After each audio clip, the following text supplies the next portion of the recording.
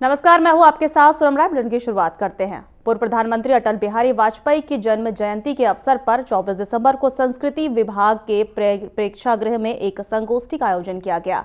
इस दौरान संस्कृति, साहित्य और कला परिषद की उपाध्यक्ष मधु भट्ट ने जानकारी देते हुए बताया कि इस संगोष्ठी और प्रदर्शनी का आयोजन अटल जी के व्यक्तित्व और कृतित्व पर आधारित होगा, जिसमें उनके चित्रों और कविताओं को प्रदर्शित किया जाएगा। उन्होंने कहा कि अटल जी का उत्तराखंड से विशेष लगाव था और इस कार्यक्रम का उद्देश्य उनकी विचारधारा, शासन, दृष्टिकोण और कविताओं के माध्यम से उनकी सोच की नई पीढ़ी तक पहुंचाना है। इस आयोजन के दौरान विभिन्न महाअनुभवों को सम्मानित भी किया जाएगा।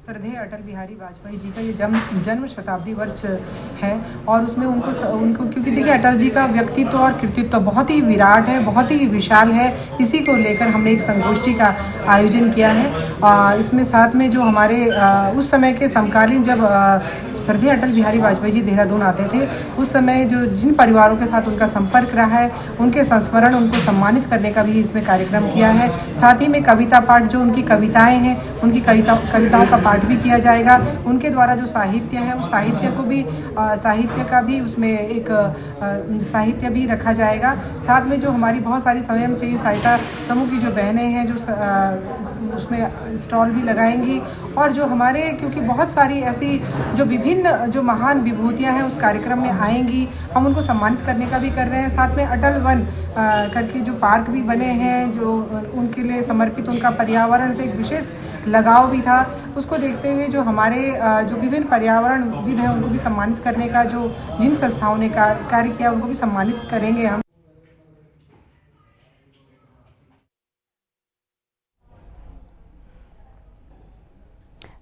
देहरादून के व्यस्त रिसपना पुल पर चलती कार में आग लगने से अफरा तफरी मच गई है। कार में सवार 4 युवक छिंदवाड़ा की ओर से आ रहे थे। इसी बीच जो मूल रूप से हल्द्वानी के रहने वाले बताए जा रहे हैं, आग लगते ही युवकों ने सूझबूझ दिखाते हुए तुरंत वाहन से बाहर निकलकर अपनी जान बचाई।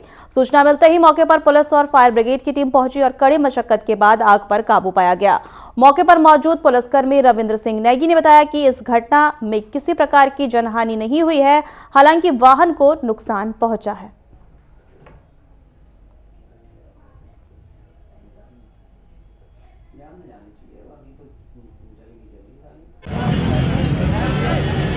चार 5 लड़के आ रहे थे क्रिकेट खेल के, उसके बाद फिर इनकी गाड़ी में अचानक यहाँ पे आग लग गई। तो आग लगने के बाद ये लोग तो उतर के बाहर आ गए थे, तो फिर फायर ब्रिगेड हम लोग सब आए, सब नॉर्मल है, अभी आग बुझा दी गई है, कोई जान का नुकसान नहीं है। माल गाड़ी में आग लगी है, इसको हटवाया जा रहा है।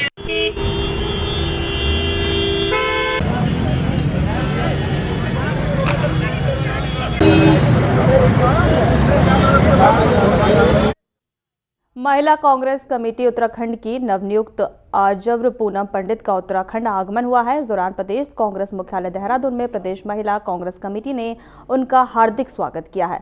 इस मौके पर पूनम पंडित ने महिला कांग्रेस की महिलाओं के साथ बैठक की है। वहीं आपको बता दें, आगामी रणनीति पर चर्चा की गई है। उन्होंने प्रेस कॉन्फ्रेंस में कहा है कि उत्तराखंड महिला कांग्रेस ने अपार संभावनाएं हैं और संगठन को जमीनी स्तर पर मजबूत करना उनकी प्राथमिकता होगी।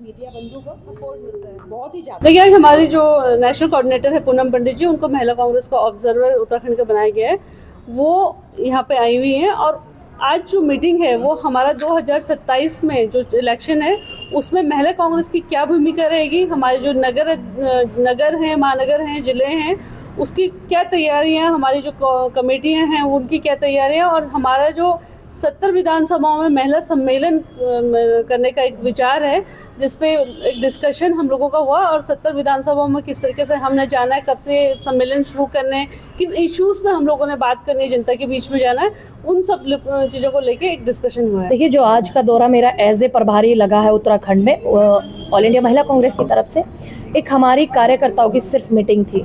आज कार्यकर्ताओं की मीटिंग में इतनी सारी महिलाएं, इतनी दूर दूर से कि पौड़ी गढ़वाल मंडल, कुमाऊं मंडल, सभी पदाधिकारी यहाँ पर आज मौजूद रही हैं, और आने वाले समय में ये मीटिंग तय करेगी इस उत्तराखंड की महिला कांग्रेस की राजनीति को, महिला कांग्रेस को जो हमें आगे बढ़ाना है। दूसरी बात, महिला कांग्रेस के साथ साथ हमें यहाँ की महिलाओं की आवाज़ उठाना बेहद जरूरी है। यही जो आज इस कार्यालय में उत्तराखंड के जो हमारा प्रदेश कार्यालय, जो महिलाएं बैठी हैं, ये तमाम जिलों में, ब्लॉकों में महिलाओं के लिए, महिलाओं की मजबूती के लिए, और भी हमारी जो युवा अवस्था की बेटियां हैं उनकी आवाज़ उठाने के लिए यही महिलाएं आंदोलन भी करेंगी, जैसे पीछे किया था। कोई है और उत्तराखंड में महिला, सिर्फ महिला कांग्रेस की अध्यक्ष के अलावा किसी महिला ने अंकिता भंडारी की आवाज उठाई हो, जो भाजपा की महिलाएं कहती हैं कि हम ये करेंगे महिलाओं के लिए, वो करेंगे? है क्या कोई महिला कांग्रेस की, भाजपा की पदाधिकारी जो कह सके कि मैंने अंकिता भंडारी की आवाज उठाई? मीडिया बंधु को सपोर्ट मिलता है, बहुत ही ज्यादा, बहुत सपोर्ट मिलता है। तो मैं आज प्रेस वार्ता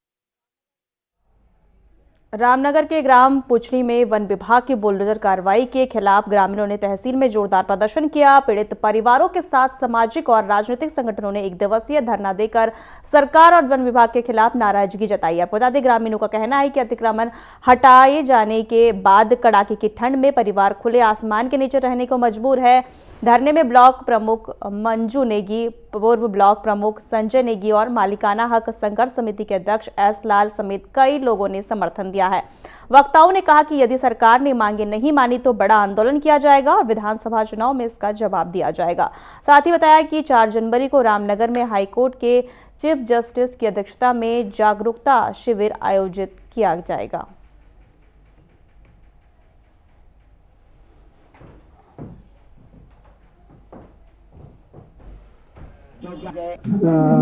पिछड़ी के परिवारों को अभी इस कड़ाके की सर्दी में हटा दिया गया है, जो आज भी खुले आसमान के नीचे इस कड़ाके की सर्दी में अपने बच्चों के साथ रह रहे हैं, अपने मवेशी के साथ रह रहे हैं, अपने जानवरों के साथ रह रहे हैं, तो उनका पुनर्वास किया जाना नितांत आवश्यक है, न्याय संगत होगा।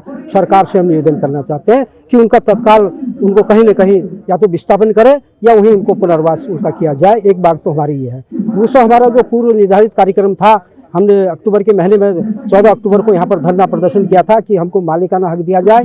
हम सालों साल से इसमें रह रहे हैं, 50 साल वर्षों से काबिज हैं, भूमिहीन है, हमारे पास कहीं ज़मीन नहीं है, लिहाजा ये ज़मीन है जो हमारे कब्जे में है, उस ज़मीन को हमारे नाम पर किया जाए और हमें मालिकाना। देखिए, पिछले दिनों पुछड़ी में जो 50-60 सालों से वहाँ पर रह रहे थे, उन लोगों के घरों को वन विभाग द्वारा जो है बुलडोजर चलाकर तोड़ दिया गया है, और उसके बाद वो लोग खुली छत के नीचे अपने छोटे छोटे बच्चों को लेकर भूखे प्यासे वहाँ पर रह रहे हैं। हम लगातार शासन प्रशासन से मांग कर रहे हैं कि उनके पुनर्वास की व्यवस्था की जाए।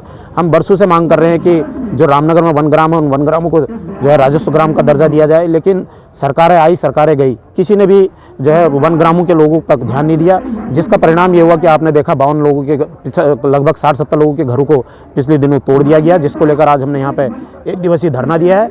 यदि सरकार इस धरने के बाद भी नहीं जागी तो निश्चित रूप से रामनगर के अंदर, पूरे रामनगर को साथ लेकर, हम पंचायत प्रतिनिधियों ने भी इनको सहयोग किया। आज ब्लॉक प्रमुख से लेकर कनिष्ठ प्रमुख से लेकर हमारे क्षेत्र पंचायत सदस्यगण, ग्राम प्रधानगण, सभा। देहरादून के व्यस्त रिसपना पुल पर चलती कार में आग लगने से अफरा तफरी मच गई है। कार में सवार 4 युवक छिंदवाड़ा की ओर से आ रहे थे, जो मूल रूप से हल्द्वानी के रहने वाले बताए जा रहे हैं। आग लगते ही युवकों ने सूझबूझ दिखाते हुए तुरंत वाहन से बाहर निकलकर अपनी जान बचाई। सूचना मिलते ही मौके पर पुलिस और फायर ब्रिगेड की टीम पहुंची और कड़ी मशक्कत के बाद आग पर काबू पाया गया। मौके पर मौजूद पुलिसकर्मी रविंद्र सिंह नेगी ने बताया कि इस घटना में किसी प्रकार की जनहानि नहीं हुई है, हालांकि वाहन को नुकसान पहुंचा है।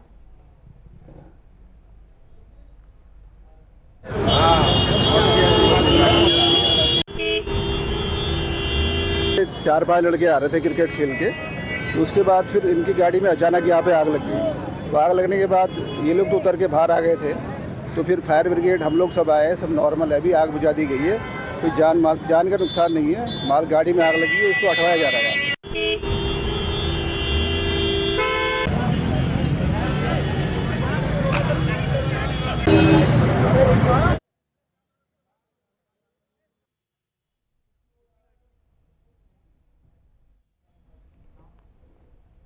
लालकुआं के हल्दूचौर क्षेत्र की वर्षों पुरानी और लगातार गंभीर होती जा रही जन समस्याओं के समाधान को लेकर हल्दूचौर स्थित मथुरा पैलेस में एक वृहद सार्वजनिक बैठक का आयोजन किया गया। बैठक में विभिन्न राजनीतिक दलों से जुड़े जनप्रतिनिधियों के ग्राम प्रधानों और सामाजिक संगठनों, व्यापार मंडल, युवाओं एवं प्रबुद्ध नागरिकों ने बड़ी संख्या में भाग लिया। बैठक का मुख्य उद्देश्य क्षेत्र में राष्ट्रीय राजमार्ग की अव्यवस्थाओं, आवारा गोवंश की समस्या और अवैध नशे के बढ़ते कारोबार पर गंभीर चर्चा कर ठोस समाधान की दिशा तय करना रहा। बैठक में सर्वसम्मति से यह निर्णय लिया गया है, जल्द ही क्षेत्रीय विधायक और सांसद से मुलाकात कर उनके आवास अथवा किसी उपायुक्त सार्वजनिक स्थल पर एक संयुक्त उच्च स्तरीय बैठक आयोजित कराई जाएगी। विषय पर बैठ के ही चर्चा एक बैठक जो रखी गई है, सामूहिक संघर्ष का एक निर्णय हम लोगों ने लिया है। आज यहाँ पर सभी क्षेत्रीय जनप्रतिनिधियों ने ये निर्णय यहाँ पर लिया है कि आवारा गोवंश जो क्षेत्र में लगातार नशा बिक रहा है, घर घर स्मैक, शराब, चरस की होम डिलीवरी हो रही है जिसको, और जो NH के बरेली रोड पूरी पड़ाव से लेके लालकुआं तक इसकी पूरी अनियमितताओं को लेकर बहुत जल्द जितने क्षेत्रीय जनप्रतिनिधि है उनका एक निवेदन विधायक जी से हम लोग अभी करेंगे कि माननीय विधायक जी अपने आवास पर जो है इसमें एक बैठक बुलाए। माननीय सांसद जी से हम एक निवेदन करने वाले हैं कि दोनों को एक पत्र देकर के अपने आवास पर एक बैठक बुलाए, जिसमें क्षेत्रीय जनप्रतिनिधि, सामाजिक कार्यकर्ता, NH के अधिकारी, पुलिस अधिकारी, जो गौशाला वाले हैं, गौशाला प्रबंधन वाले, उन सबको बुलाएं और उसका समाधान निकालें। पहली प्रयास ये रहेगा कि सकारात्मक वार्ता से ये चीज़ें सुलझे। अगर नहीं सुलझेंगी निश्चित तौर पर शासन 3 में जो हमारे बिंदु थे मेन, जो NH को लेके था और जंगली जानवरों को लेके था और नशे के खिलाफ था, तो इन बिंदुओं पे हमारी सभा चल रही है। इस सभा में हमारा निर्णय निकल के आया है कि हम पहले अपने जो जनप्रतिनिधि विधायक या सांसद हैं उनके माध्यम से अगर हमारा काम हो सकता है तो ठीक है, नहीं तो आगे का रास्ते हमारे पास बहुत सारे हैं। जिस तरीके से हमें क्षेत्र ने जनता ने चुन के भेजा है और उनके कार्य करने के लिए हम तत्पर तैयार हैं। अभी बीच में भी हम जो हमारे मंजूनाथ SSP आए हैं उनसे मुलाकात करी थी मैंने, हमारे आपके कॉलेज अध्यक्ष के साथ में मिलके और हमारे समाज सेवी पीयूष जोशी जी के साथ में मिलके, तो उन्होंने हमें आश्वासन दिया था कि मैं नया अभी पोस्टेड आया हूँ, समस्याओं को समझ रहा हूँ और कुछ दिनों में इन समस्याओं को समाधान बहुत जल्दी कर दूंगा। लेकिन अभी भी काफी समय हो गया उनको आए हुए, और अक्सर हम देख रहे हैं, जैसे हमारी सभा में निकल के आया है कि आपको होम डिलीवरी भी, नशाखोरी होम डिलीवरी मिलने लगी आपको इस क्षेत्र में। तो इस पर बहुत सोचनी और बहुत ही सोचने का विषय है, और इसकी समस्याओं का बहुत जल्दी समाधान अगर पुलिस प्रशासन नहीं करेगा तो इसके लिए हम एक जन आंदोलन करने के लिए तैयार है। इस सभा में हमने ये निर्णय लिया है। संयोजक पीयूष जोशी जी द्वारा एक यहाँ पर सामूहिक रूप में सभी सम्मानित जनप्रतिनिधि और क्षेत्र के लोगों को बुला करके एक यहाँ पर बहुत महत्वपूर्ण बैठक रखी गई थी। उसमें 3 बिंदु थे। एक, अवैध जो नशा हमारे क्षेत्र में बढ़ रहा है, और दूसरा था जो हमारे आवारा गौ पशु वंश है, और तीसरा था हमारे NHAI का, जिसमें हमारे रोड में जो कट है, इससे जो हमारे क्षेत्र के लोगों को परेशानी हो रही है। विषय पर बैठ के ही चर्चा। फिलहाल हमारे खास बुलेटिन में इतना ही। नमस्कार।